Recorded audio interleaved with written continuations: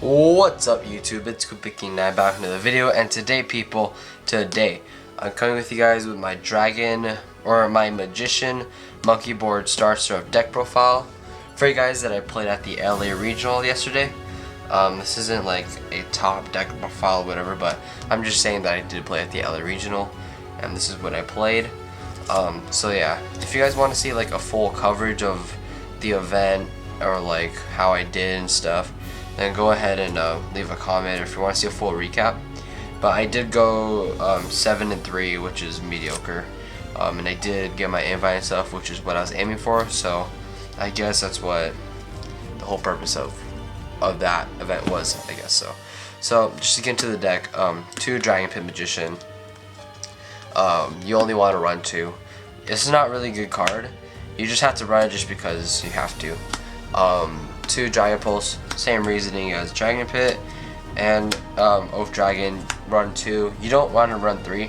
I was running 3 for a while, and then I found it to be like kind of cloggy. You definitely don't want to open multiples of these.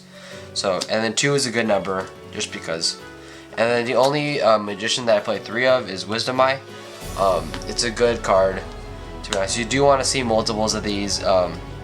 It's basically free pendulum scales. You have to search your deck for pendulum cards or magician monsters, and then 3 skull acrobats, which you have to play, and then my 3 monkey boards, which I really like in this deck. Now people might be thinking like, okay, well this doesn't do too much for the deck since you have to summon Dragon Pit Magician and Oath Dragon.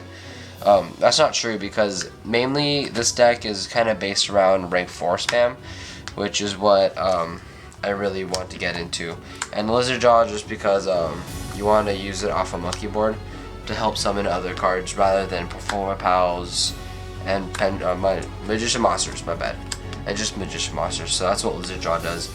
A lot this weekend I've been finding myself to wanting more than 1 Lizard Jaw, because there's situations that I needed to have Lizard Jaw in my hand or have more than 1. But I found that every time that I draw a Lizard Jaw, it's not that great. So I don't know. I might have to play test it just to see. Yeah, but I've been considering 1 more Lizard Jaw. And Monkeyboard is working great because it helps minimize the amount of resources I need to set up my scales, which really helps a lot. So yeah. And I definitely wouldn't cut Monkeyboard, the numbers down on Monkeyboard.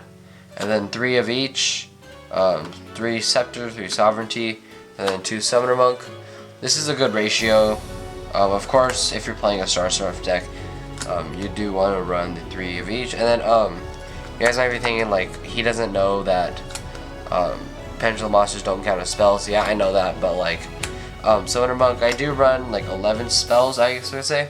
So Summoner Monk helps boost the consistency of opening with the Star Seraph engine and opening with all these combos and stuff. So Summoner Monk's actually pretty good in this deck. I wouldn't cut it at all. They worked out great. The whole engine worked out really well for me this weekend. And then I ran my hand traps, 3 Maxi, 2 Effect Veiler. These were really the MVP of this weekend. I think these were my favorite cards to open with. I didn't want to open with these. I wanted to get these off of like drawing from Star Seraph effects and all that. I think otherwise, like, these really helped win me games, because then I would have Infinity out, and then I would have these in hand. It would be hard to get over my field without giving me resources. So these really helped a lot. And the deck. And then 3 Pendulum Call. This card's really garbage. I have to play it just because you have to. It's okay because I can just use Pendulum Call, discard Pendulum Call, or whatever. Discard whatever cards I don't need. I can also discard this from Summoner Monk, which is always alright, I guess. So then I also had to play 3 Instant Fusion to go along with these Star Seraph combos. These actually worked really well this whole weekend, so I'm really happy about the 3 Instant Fusions. I would not cut 1 at all. 3 Wavering Eyes just because you have to. I really hate this card. No explanation needed. Soul Charge because it's really broken. And supposed to be Raigeki, but I kind of gave my friend my other Raigeki. I don't have any more left, so Raigeki for you guys. So for my extra deck, I ran my 1 token. Shout out to my friend Lily for making this token, I guess. And then I ran Cowboy, Rhapsody, Daigusto, Abyss Dweller, Castell, and King of the Feral Imps. I went into Cowboy, this, I think I went into that, and I went into these two. I did go into Feral Imps, but it didn't do anything. I would cut Feral Imps. These are self-explanatory, basically. Feral Imps didn't do anything at all. I'll explain why I ran Feral Imps in a little while, too. I also ran Delteros and Ouroboros, and then the Cyber Dragon Infinity stuff. I gave my friend my Cyber Dragon Nova too, so I'm proxying it with Dark or Cyber Dragon. So yeah, these were the main. Cyber Dragon was definitely the best XYZ card of this weekend, just because like Star Surfs really helped make this card so much better. Because then, if you do the Star Surf combo correctly, you'll have 6 cards in hand with a Cyber Dragon Infinity on board, and that's kind of hard to get over. And Ouroboros, just because if I have more resources to make a second XYZ, first turn, I'm able to draw 1 from their hand, which is also very beneficial. So yeah, and then Delteros, it helps lock out my opponent's back row, so when I summon it, they can't really activate anything.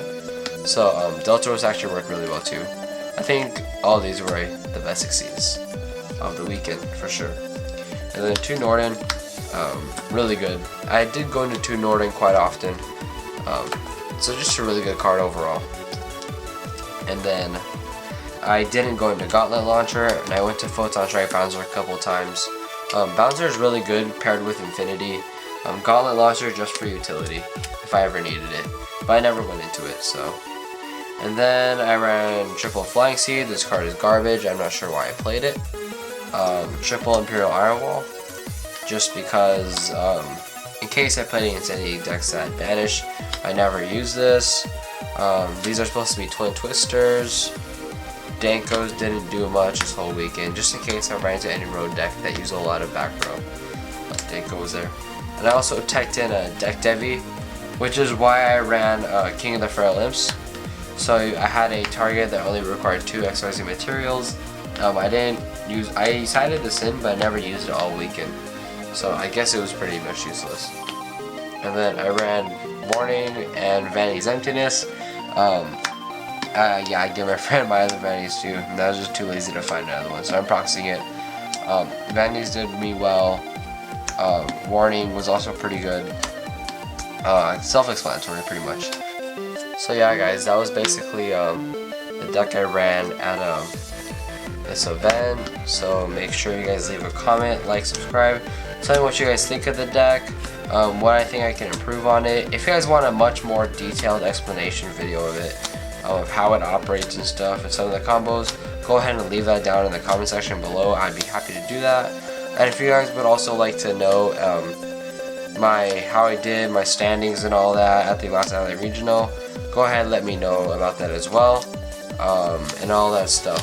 So yeah guys, if you like the video, go ahead and like the video. If you guys dislike the video, go ahead and like the video. And as always, I have a different spell ground as usual. I'm not sure why I always change spell grounds, but I do. So yeah, thank you guys for watching. Leave me some feedback and all that stuff. This deck operated really well this weekend. I don't think I operated the best. I don't think I did the best I could. But yeah, thank you guys for watching. Comment, subscribe, all that stuff. I already said that. And later guys.